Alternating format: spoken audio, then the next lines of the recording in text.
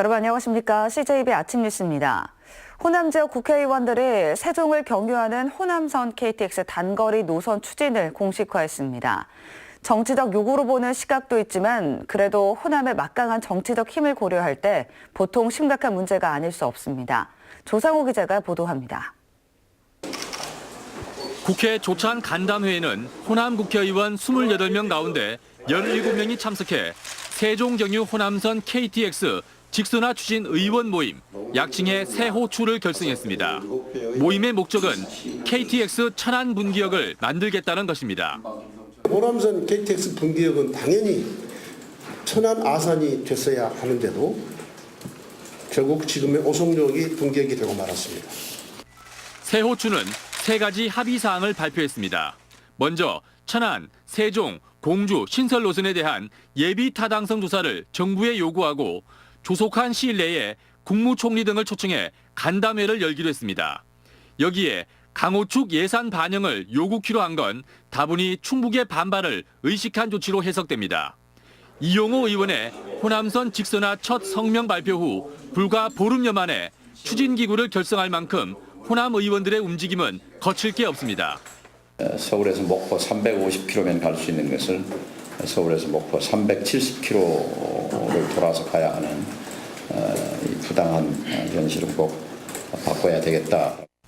호남 의원들이 오송 분기역을 부정하고 나섰지만 충북은 맞대응을 자제하기로 했습니다. 무안공항 경유를 관철시킬 만큼 정치적 힘이 막강한 호남과 대결 구도를 형성해봐야 유리할 게 없다는 판단 때문입니다. 현재로선 호남선 직선화는 고사하고 세종역 설치조차 부정적인 국토부의 입장이 흔들리지 않도록 충북이 탄력적으로 대응하는 게 최선으로 보입니다. 저희로서는 현재 세종역을 신설한다 이렇게 말씀드리기에는 조금 현재 상황에서는 좀 어렵지 않나 생각합니다.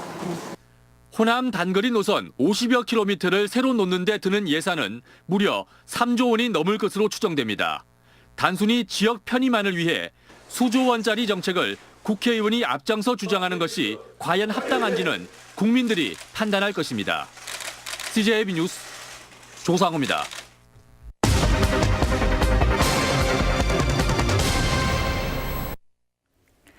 CJB는 지역 상생을 목표로 사업을 진행했던 CJ 프레시웨이의 갑질 논란에 대해 연속 보도하고 있습니다.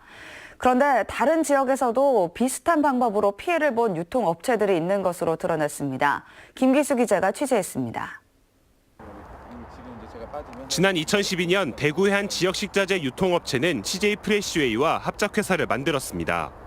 하지만 CJ 프레시웨이가 20%였던 지분을 51%까지 늘려 경영권을 가지는 즉시 임원이었던 지역업체 주주들을 해고했다고 주장했습니다. 또한 합작회사의 재무와 구매 등을 CJ 프레시웨이의 파견 직원들이 담당했던 것으로 알려졌습니다. 결국 해당 사건은 을지로위원회의 중재로 CJ 프레시웨이와 지역 주주들이 합의했습니다. 하지만 불과 몇 년 만에 비슷한 사건이 청주에서 일어난 겁니다. 북일푸드는 연간 190여억 원의 매출을 올리는 식자재 유통업체였지만 현재 영업이 전면 중단된 상태. 30여 명이었던 직원들은 모두 실직자로 전락해버렸습니다. 사실 상인들이 이 계약서상의 그런 조항들을 다 면밀히 검토하기는 어려워요. 그래서 이 계약의 불공정한 문제들은 조금 법적으로 표준 계약이라든지 이런 거에서 좀 시정할 필요가 있다고 보여져요. 지역업체가 피해를 입는 사건이 다시 발생하지 않도록 대책 마련이 시급해 보입니다. CJB 뉴스 김기수입니다. 지방자치단체와 주민의 권한과 자율성을 높이는 지방자치법이 30년 만에 개정됐습니다. 지방분권을 강화하는 진일보완 조치로 평가되고 있는데 재정분권 측면은 부족하다는 지적도 나옵니다. 조윤광 기자입니다. 그동안 도로나 횡단보도, 주정차 금지구역 설치 등은 국가기관인 경찰청의 업무였습니다. 하지만 지방자치법이 개정되면서 앞으로는 시군이 설치 여부를 결정하게 됩니다. 각종 인허가와 신고 등록, 과태료 부과 등 571개의 국가 사무가 지방에 이양됩니다. 조례도 집행부나 의회를 거치지 않고 주민이 직접 발의할 수 있고 읍면동의 주민자치회에도 사업 예산을 지원해 권한이 대폭 강화됩니다. 지역의 문제를 주민의 대표들이 모여서 스스로 결정하고 집행할 수 있는 그런 기회를 앞으로 확대를 하겠다. 지방의회 수건인 정책보좌관이 도입되고 의회 사무처 직원의 인사권도 단체장이 아닌 의장이 갖게 됩니다. 진일보한 조치라는 평가 속에 보완을 요구하는 목소리도 나옵니다. 국세와 지방세 비율이 7대 3으로 기대에 못 미치고 당초 지방에선 1,119건의 국가 사무 이양을 요구했습니다. 대통령의 공약대로 7대 3이 아니라 6대 4까지 저는 재정분권이 확대가 돼야 된다. 그래야만이 어떻게 보면은 연방제 수준의 어떤 분권 또 지방자치를 할 수 있기 때문에 시민단체는 법 개정의 한계를 지적하며 지방 분권 개헌을 지속적으로 요구하겠다고 밝혔습니다. CJB 뉴스 조윤광입니다. 충북참여자치시민연대는 지방의회의 과도한 의정비 인상 추진을 중단할 것을 촉구했습니다. 참여연대는 성명을 통해 주민 정서를 반영하지 못한 과도한 의정비 인상은 지방의회 무용론과 정치 혐오로 번질 수 있다고 지적했습니다. 한편 올해 도내 11개 의회 의정비는 월 평균 287만 원으로 최근 시군의회 의정단 협의회는 의정비를 월 423만 원 수준으로 인상하기로 의견을 모았습니다. 비리 유치원으로 실명이 공개된 청주 은성유치원의 폐원 신청과 관련해 충청북도 교육청이 도내 모든 학교의 유휴교실 실태 조사를 시작했습니다. 도교육청은 혹시 모를 사립유치원의 집단 행동이나 휴폐원이 발생할 경우 기간제 교사를 투입해 원아들을 분산 배치하기 위한 조치라고 밝혔습니다. 한약재인 황기는 대개 삼계탕 국물 맛을 내는 용도로 알고 있는데요. 실험 결과 황기가 관절염에 효능이 있는 것으로 밝혀졌습니다. 홍우표 기자가 취재했습니다. 농촌진흥청은 최근 세명대 한방병원과 함께 임상시험을 진행했습니다. 황기와 홍주의 색깔 등을 내는 한약재 지치를 농축해 황기 복합물을 알약으로 만들어 관절염 환자에게 투여한 것입니다. 12주 동안 진행된 관절염 치료 임상시험의 결과입니다. 88명을 두 그룹으로 나눠 진짜약과 가짜약을 투약했더니 통증 감소 등 관절염 개선 효과가 뚜렷했습니다. 이제 일반인들도 많이 알고 계신 동의보감에서도 황기 같은 경우는 이제 기와 혈을 보호하는 어떤 그런 기능이 주로 있지만은 그 밖에 이제 근골을 강하게 하는 어떤 그런 효과가 있어가지고 퇴행성 관절염의 어떤 그런 그 유효성이 있는 이번 임상시험은 한약재이지만 대개 음식물의 재료로 쓰였던 황기와 지치에 관절염을 개선하는 특정 성분이 포함되어 있다는 걸 확인했다는데 의미가 있습니다. 하지만 이 특정 성분이 무엇이고 또 어떤 역할을 하는지에 대해서는 좀 더 연구가 필요하다고 밝혔습니다. 유효 성분이 포함되어 있는 이제 가장 좋은 추출물을 저희가 만들어서요. 그게 양이 많이 필요하기 때문에 농축을 실시를 했고 그 대량 추출을 해서 농진청은 황기복합물에 대해 특허 등록을 완료하는 한편 건강식품 개발을 통해 활용 가치를 극대화할 방침입니다. CJB 뉴스 홍우표입니다. 충북 기업인들의 잔치인 12회 충청북도 기업인의 날 행사가 열렸습니다.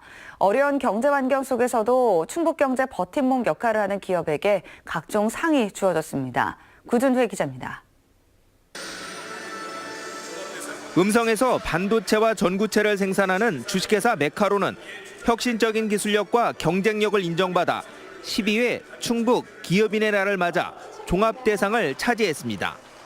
의약품 생산업체 한국판비오가 경영대상을 받았고 태양광 인버터를 생산하는 다스테크가 기술대상을, 주식회사 뷰티 화장품이 수출대상을 받는 등 4개 업체가 부문별 대상을 수상했습니다. 너무 큰 상 받은 것 같고요. 앞으로 더 열심히 하라는 채찍으로 받겠습니다. 올해로 12번째를 맞는 충북 기업인의 날 행사에는 도내 자치단체장과 기업인 등 300여 명이 참석했습니다. 품질 향상과 일자리 창출 등 기업 경영을 통해 지역 발전에 이바지한 46명의 기업인에게 각종 상이 주어졌습니다. 기업인 여러분들 덕분에 경제 성적표가 아주 호황을 누리고 있습니다. 충북의 영웅이라는 칭호를 드리고 우리 모두 기업인들을 위해서 박수를 크게 쳐주기 바랍니다. 특히 올해는 미중 무역 분쟁과 최저임금 인상, 내수 부진 등 나라 안팎의 어려움 속에서 충북경제 4% 실현에 성큼 다가서는 등 기업인들의 활약이 눈부셨습니다. 우리 기업들이 실현에 위축되지 않고 적극적인 기술 개발과 시장 개척 그리고 일자리를 만들어낼 때 위기는 기회가 됩니다. 수상 기업에게는 정책 자금 지원과 신용보증 특례 지원, 세무조사 면제 등의 인센티브가 주어집니다. CJB 뉴스 구준혜입니다. 충청북도가 11월 한 달 동안 도내 1000여 개 기업을 대상으로 기업 환경 만족도를 조사합니다. 이번 조사는 충북의 투자 환경과 개선할 사항 등 20개 문항으로 구성되어 있으며 조사 결과는 기업 정책 방향을 정하는 기초 자료로 활용됩니다. 직원들의 이딴 비위와 일탈로 시민들의 질타를 받았던 청주시가 시정격신 3대 분야 10대 과제를 발표하고 새 출발을 선언했습니다. 청주시는 10대 과제 이행을 통해 무관용 원칙에 따른 공직비리 척결과 공정한 인사로 깨끗한 공직사회를 구현하고 기존 업무 방식을 획기적으로 개선해 소통이 원활한 일 잘하는 조직을 만들겠다고 약속했습니다. 제천 예술의 전당 위치를 세명대로 옮기는 절차가 공식화됐습니다. 제천시는 세명대와 옛 동명초등학교 부지와 세명대의 남는 땅을 교환하는 방식으로 상생 캠퍼스를 조성한다는 내용의 협약을 맺었습니다. 제천시는 옛 동명초 자리에 세명대 상생 캠퍼스와 시민광장을 조성할 계획입니다. 한국가스안전공사가 중소벤처기업부와 동반성장위원회 주관으로 열린 2018년 동방선장 주간 기념식에서 대통령상을 수상했습니다. 가스안전공사는 중소기업과 공동연구 등을 통해 가스안전 분야 신산업 육성과 중소기업의 기술 역량 강화를 주도한 공로를 인정받았습니다. 충청북도 체육회 신임 사무처장에 정효진 충북도 문화체육관광국장이 내정됐습니다. 정효진 내정자는 충청북도 투자유치과장과 보은군 부군수 등을 지냈습니다. 정 내정자는 이번 달 이사회 동의 절차를 거쳐 사무처장에 임명될 예정이며 임기는 2년입니다. 도내 최대 규모로 조성되는 청주 밀레니엄타운 내 가족공원의 이름이 도민공모로 결정됩니다.